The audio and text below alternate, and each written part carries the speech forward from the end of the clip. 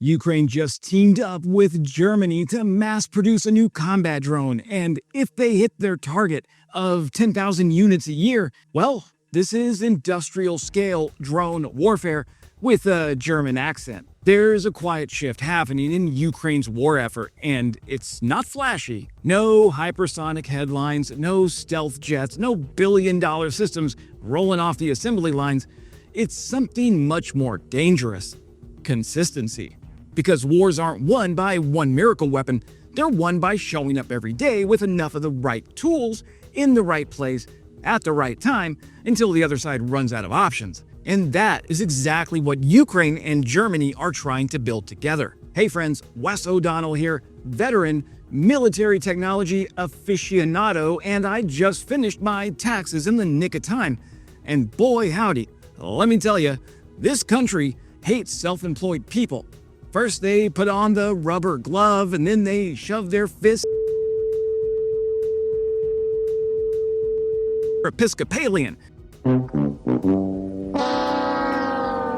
wonder what taxes are like in Germany. I would guess they're higher than the States, but also easier. Anyways, here's the setup. In December of 2025, Ukraine's Frontline Robotics and Germany's Quantum Systems formed a joint venture called Quantum Frontline Industries, or QFI. This was part of Ukraine's broader Build with Ukraine initiative, which is basically Kyiv saying, stop just sending us weapons, come build them with us. And that framing is kind of important because every weapons shipment Ukraine receives comes with a political expiration date.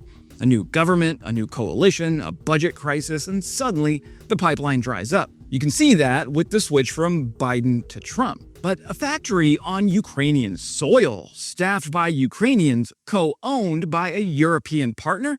Well, that's harder to cancel. Kyiv is building leverage, and Germany just said yes.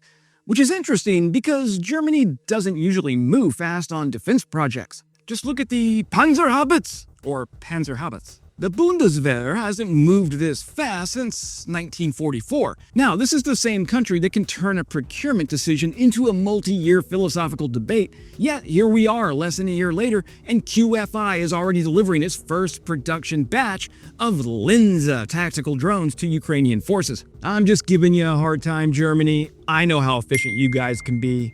I used to work for Siemens, I know. Now, the real headline isn't really the drone itself, it's the number. QFI says it's aiming for more than 10,000 drones per year. That's not really boutique, that's not really experimental, that's industrial. At that scale, drones stop being special assets and start becoming part of the baseline battlefield environment. You don't deploy them sparingly, you assume they're always there. Like ammunition. And when both sides are operating like that, the battlefield changes. Movement becomes riskier, camouflage becomes important and harder. Every vehicle, every trench, every supply run is now under constant observation or threat. That's the direction Ukraine has been heading for 2 years. Now they're putting a supply chain behind it. So let's talk about the Linza itself. It's a 10-inch class drone about 25 centimeters across. That puts it firmly in the small tactical category. Think something closer to a ruggedized FPV platform than a big ISR drone like Turkey's Bayraktar. It can carry up to 2 kilograms of payload, which is not trivial. That's enough for munitions, for sensors, or specialized electronic warfare packages, depending on the mission. Its top speed is about 15 meters per second. That's carry the one 54 kilometers per hour. Roughly. Not blazing fast, but fast enough for low-altitude work where survivability comes from terrain masking, not speed. Range is listed at around 10 kilometers, which tells you exactly what the drone is built for. This isn't really a deep strike drone. This is for frontline work. This is trench to trench, tree line to tree line, where most of the killing in this war actually happens. Now, here's where it gets more interesting. The Linza is equipped with a stabilized camera, a thermal imager, and an onboard communications module. That means it can operate day or night, identify targets in poor visibility, and maintain a control link under contested conditions. And yes, they're specifically mentioning electronic warfare capability. If you've been following this war, you know the real battle in the sky, it's drones versus electronic warfare. Russia jams everything, Ukraine jams back, signals drop, feeds freeze, drones go blind or just fall out of the sky like drunk pigeons, and Russia has gotten better at this. They've deployed mobile jamming units closer to the front, layered GPS spoofing on top of traditional signal jamming, and started targeting the specific frequency bands that Ukrainian drones rely on most. It's not brute force anymore. Russia is actually getting more surgical. Somehow, after 4 years, they're finally starting to learn. So when a company emphasizes EW capability in a drone like this, what they're really saying is, we've built something that has a better chance of staying connected in a very hostile electromagnetic environment. That means frequency hopping, hardened data links, and software that can keep the drone oriented even when the GPS signal disappears entirely. Another detail that's easy to overlook is the ground control setup. The Linza is delivered with a control station that includes an 8-meter mast. Now that might not sound exciting, but it's critical. Elevation equals line of sight equals signal strength equals control. In a battlefield filled with trees, buildings, and terrain clutter, getting your antenna up even a few extra meters, giggity, can be the difference between maintaining control and losing the drone entirely. So this is a full package designed to operate in the messy reality of Ukraine's front lines. And some of you are saying, okay, Wes, how does this actually help Ukraine? Well, it fills the middle layer. You've got cheap FPV drones on one end, basically flying grenades. They're effective, they're expendable, and they require a skilled pilot to get the most out of them. On the other end, you've got larger ISR platforms that can stay airborne for longer and provide broader situational awareness. But they're expensive, slow to task, and not something you want hovering over a contested trench line. What Ukraine needs in between is reliable, repeatable systems that can scout, that can identify, and if necessary, strike without falling apart under EW pressure or relying constant improvisation. Improv? Improv. Improv. Improv. Improv. Improv. Something a squad leader can task in the field, not something that needs to be routed through a battalion headquarters. That's where Linza lives. It's the kind of drone you can issue in numbers, train on quickly, and trust to perform consistently across units. And consistency is what turns tactical success into operational pressure. Now, let's talk about the German side of this. Quantum Systems isn't new to Ukraine. They've already supplied reconnaissance drones like the Vector, which Ukrainian forces have used effectively for ISR missions. What's different here is the shift from supplier to co-producer. Germany is no longer shipping equipment. It is helping build a production ecosystem tied directly to Ukraine's needs.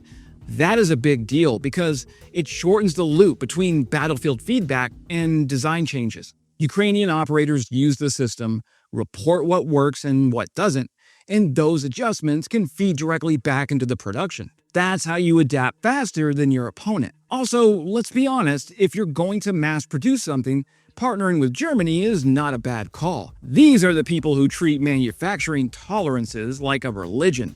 If a screw is supposed to be tightened to a specific torque, it will be, probably with a certificate. Okay, zoom out, and this is about something bigger. Russia has long bet that time is on their side. Bleed Ukraine long enough, strain Western political will, and eventually the support architecture collapses. It's not an unreasonable theory, it's worked before. What it didn't account for, though, is Ukraine building its own industrial base while the war is still going. Not after a ceasefire, not after a post-war reconstruction project, during. That's genuinely unprecedented in modern conflict, and it fundamentally disrupts the Russian theory of victory because you can erode a supply chain, you can lobby against a foreign government's weapons transfers, you can wait out an election cycle, but Putin cannot sanction a factory that's already inside the country you're trying to break. What QFI represents is Ukraine moving from improvisation to Improv. industrialization. Still flexible, still innovative, but now backed by a steady, predictable supply chain that doesn't depend on a phone call from Washington, D.C., or a parliamentary vote in Berlin. That's how you sustain a long war. So no, the Lindsa drone isn't going to end the war on its own. What it does, though, is give Ukraine something arguably more valuable: reliable numbers, better survivability in an EW-heavy fight, and a production pipeline that keeps feeding the front line without waiting on foreign stockpiles to open up. That's how you build pressure, not with one big punch, but with thousands of small ones delivered every day from every direction until the other side starts to crack. And right now, Ukraine is getting better at exactly that. That's it for today, my friends. If you're getting value out of these videos and you want to support the channel more directly, you can become a member for about $3 a month. It helps me keep doing this full time and not have sponsored segments on my channel because you get bombarded by ads enough as it is already. Hey, if memberships aren't your thing, totally fair. Just make sure you're subscribed. That alone helps more than you think. And if you want the deeper dives, the stuff I don't always put on YouTube, you can always find me over at Substack. I'll throw that QR code up right here. Just scan it and you're in. Appreciate you all for being here. And as always, glory to Ukraine, glory to the heroes. Crimea is Ukraine.